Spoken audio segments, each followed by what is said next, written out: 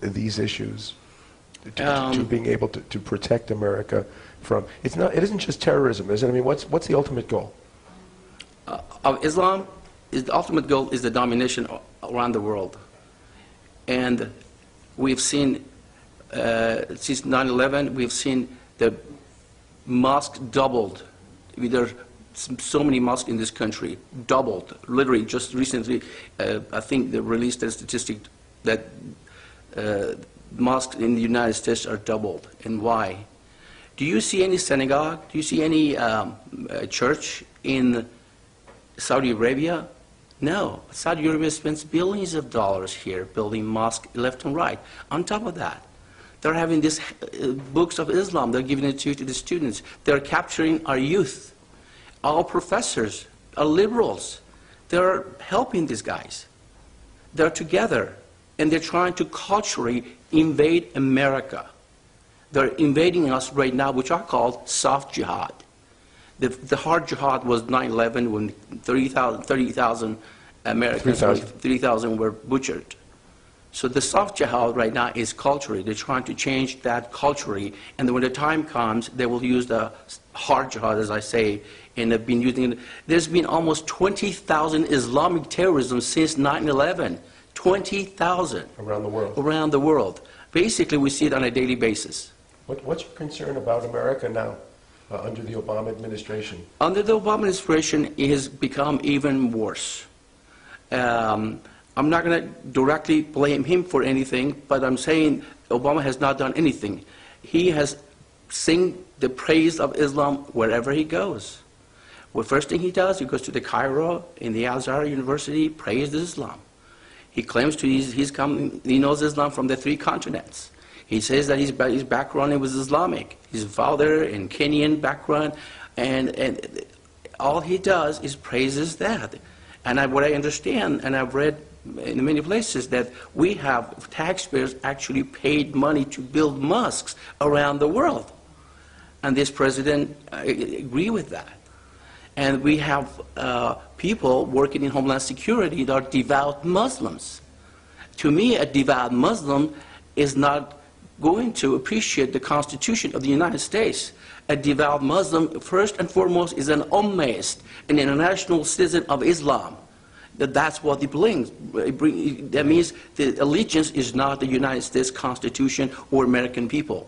This is what we have to understand. That's why we cannot have a Muslim, a devout Muslim, working inside the United States government. It's extremely dangerous. Well, it's an important issue that you're bringing up here. When President Obama says that Iran is not a threat to America, as a born Iranian yourself, Iranian, and Iran claims, well, we're not anti-Semitic because we have Jews living in Iran. It's just Israel that we don't like.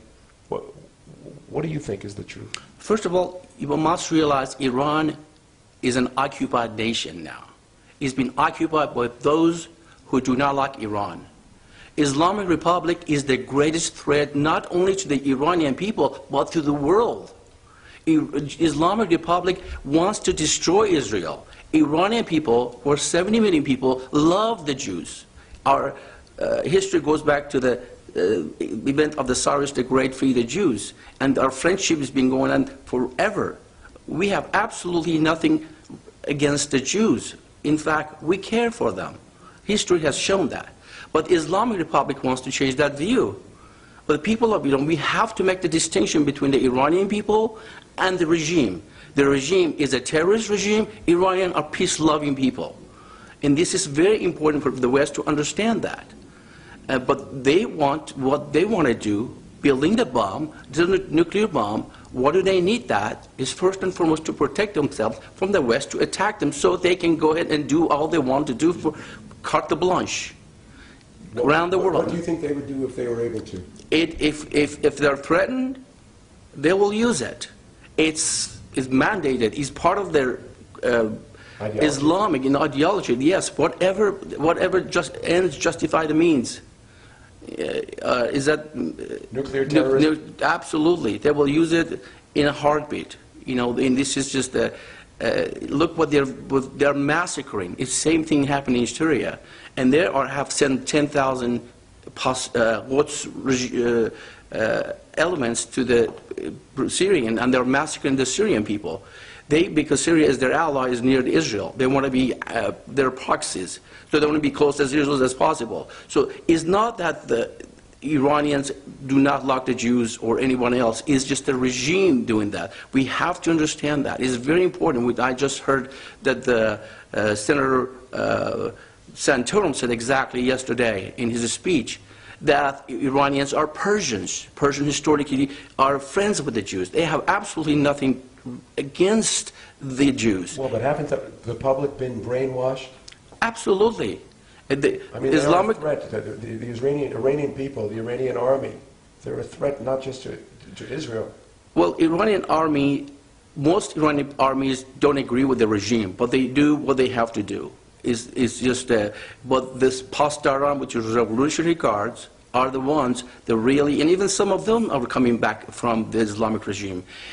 In fact, in 2009 fraudulent election against Mr. Ahmadinejad, we had the opportunity of the century to go there and help those kids and dismantle the Islamic regime, and we didn't do that.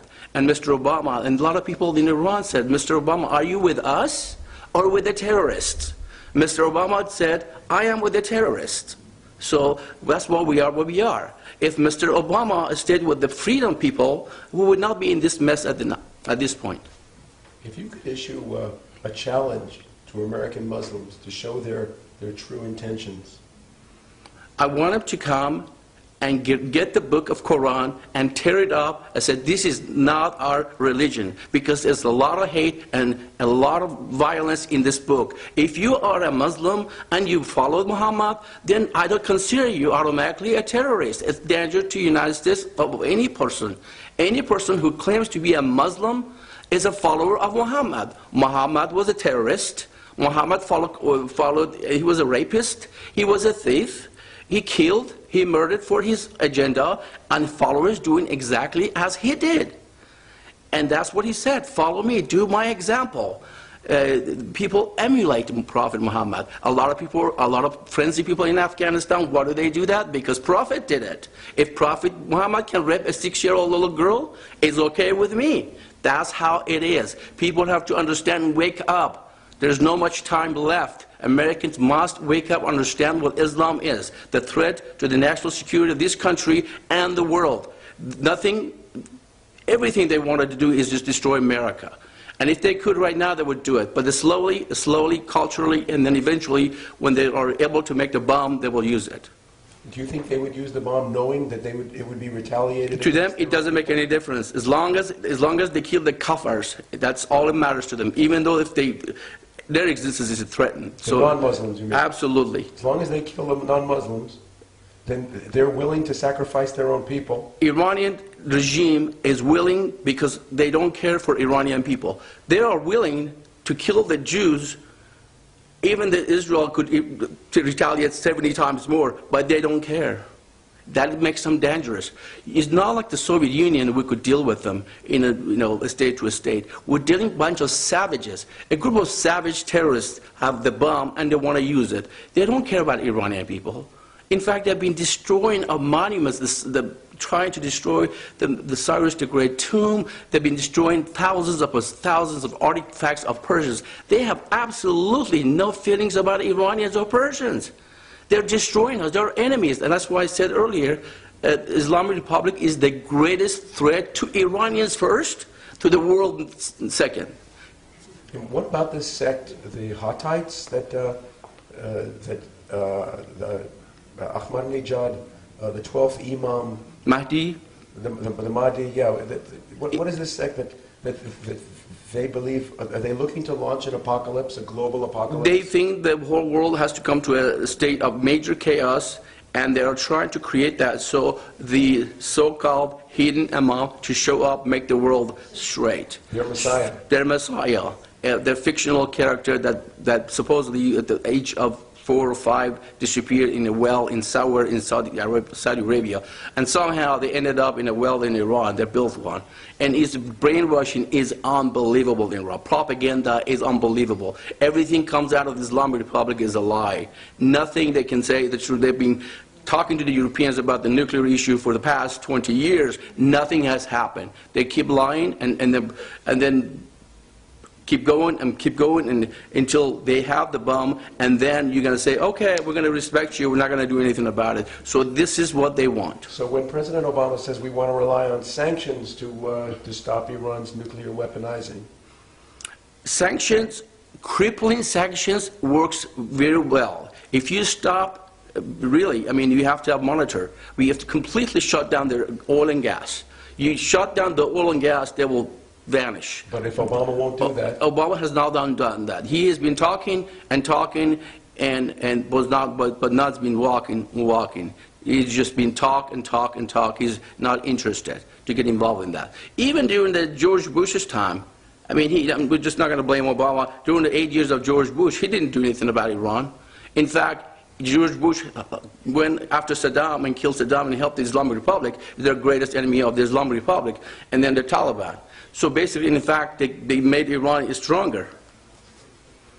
As an apostate now, as you consider yourself, or as you're told that you are, why are you coming out and speaking so strongly? Because it's so important for people to know. I have seen what Islam has done to my country. I have seen so many people have been raped, killed, destroyed in the name of Islam. I don't want that to happen in the United States, which is beginning to happening. It's very important. And also, just all I'm saying, look at the England, look at the France. 20 years from now, this is America.